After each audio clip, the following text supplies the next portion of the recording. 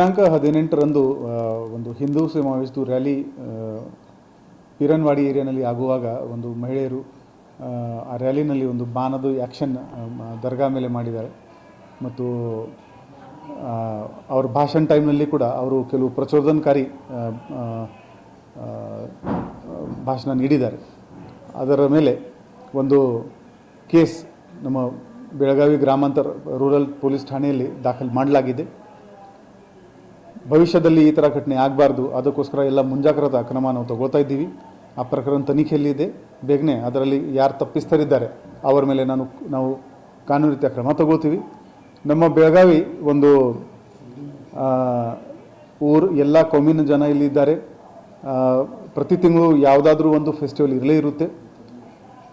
ಬರೋ ದಿನಗಳಲ್ಲಿ ಈ ಥರ ಯಾವುದೇ ಘಟನೆ ಆಗಬಾರ್ದು, ಅದಕ್ಕೋಸ್ಕರ ಇವತ್ತು ಒಂದು ಮುಖಂಡರುಗಳದು ಹಿಂದೂ ಸಮಾಜದ ಮುಖಂಡರುಗಳು ಮತ್ತು ಮುಸ್ಲಿಂ ಸಮಾಜದ ಮುಖಂಡರು ಎಲ್ಲರ ಜೊತೆಗೆ ನಾವೊಂದು ಮೀಟಿಂಗ್ ಮಾಡ್ತಾ ಇದ್ದೀವಿ.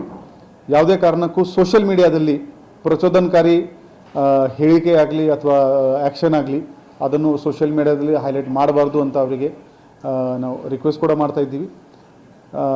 ಮತ್ತು ಇನ್ನು ಮುಂದೆ ಈ ಸೋಷಿಯಲ್ ಮೀಡಿಯಾ ಟೀಮ್ ನಮ್ಮದು ಆಲ್ರೆಡಿ ವಾಚ್ ಮಾಡ್ತಾ ಇದೆ. ಯಾರು ಪ್ರಚೋದನಕಾರಿ ಅದರಲ್ಲಿ ಹೇಳಿಕೆ ಹಾಕಿದ ಮೇಲೆ ತಕ್ಷಣವೇ ಆ ಸೋಷಿಯಲ್ ಮೀಡಿಯಾ ಹ್ಯಾಂಡಲ್ ಮೇಲೆ ಕ್ರಮ ಆಗುತ್ತೆ ಮತ್ತು ಅವ್ರ ಮೇಲೆ 10 ಲಕ್ಷದ ನಾವು ಬಾಂಡ್ ಕೂಡ ಮಾಡ್ತೀವಿ. ಫಾರ್ BNSS ಪ್ರಕಾರ ಅವ್ರ ಮೇಲೆ 10 ಲಕ್ಷದ ಬಾಂಡ್ ಕೂಡ ಆಗುತ್ತೆ. ನಮ್ಮದು ಬೆಳಗಾವಿ ಸಿಟಿ ಒಂದು ಬೆಳಗಾವಿ ಬ್ರ್ಯಾಂಡ್ ಇಂಟರ್ನ್ಯಾಷನಲ್ ಬ್ರ್ಯಾಂಡ್ ಆಗಿ ಬೆಳೀಬೇಕು. ಅದಕ್ಕೋಸ್ಕರ ಶಾಂತಿ ಮತ್ತು ಸುವ್ಯವಸ್ಥೆ ಬಹಳ ಇಂಪಾರ್ಟೆಂಟ್ ಇದೆ. ನಮ್ಮದು ಎಲ್ಲ ಸಾರ್ವಜನಿಕರಿಗೆ ಕೋರಿಕೆ ಇದೆ, ಪ್ರತಿಯೊಬ್ಬರು ಅವರವ್ರ ಹಬ್ಬ ಆಗಲಿ ಅವರ ಧಾರ್ಮಿಕ ಕಾರ್ಯಕ್ರಮ ಆಗಲಿ ಸೆಲಿಬ್ರೇಟ್ ಮಾಡ್ತಾರೆ. ಎಲ್ಲ ಕಮ್ಯುನಿಟಿ ಅದಕ್ಕೆ ಸಪೋರ್ಟ್ ಆಗಲಿ ಮತ್ತು ನಮ್ಮ ಬೆಳಗಾವಿನಲ್ಲಿ ಶಾಂತಿ ಮತ್ತು ಸುವ್ಯವಸ್ಥೆ ಇಂಪ್ರೂವ್ ಆಗಲಿ. ಆ ದಿಕ್ಕಿನಲ್ಲಿ ನಿಮ್ಮ ಎಲ್ಲರದು ನಮಗೆ ಸಹಕಾರ ಬೇಕು. ಧನ್ಯವಾದಗಳು.